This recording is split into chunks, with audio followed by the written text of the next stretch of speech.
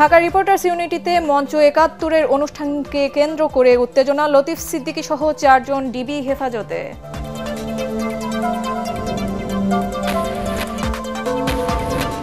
আজ ত্রয়োদশ জাতীয় সংসদ নির্বাচনের রোডম্যাপ ঘোষণা করবে নির্বাচন কমিশন। নতুন রাজনৈতিক দলের নিবন্ধন প্রক্রিয়াও চূড়ান্ত, জানালেন ইসি সচিব।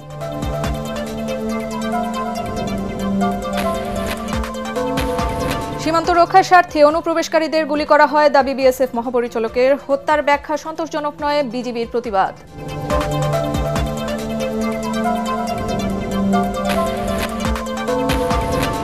ডাকসু নির্বাচনে ছাত্র দলের আবিদ হামিম মায়েদ পরিষদের ইশতেহার ঘোষণা, আবাসিক হলের সুযোগ বৃদ্ধি সহ শিক্ষা বান্ধব পরিবেশ করতে 10 দফা অঙ্গীকার। শেখ হাসিনার পতনে যুবকদের মনোজগতে বড় পরিবর্তন এসেছে। যারা বুঝতে ব্যর্থ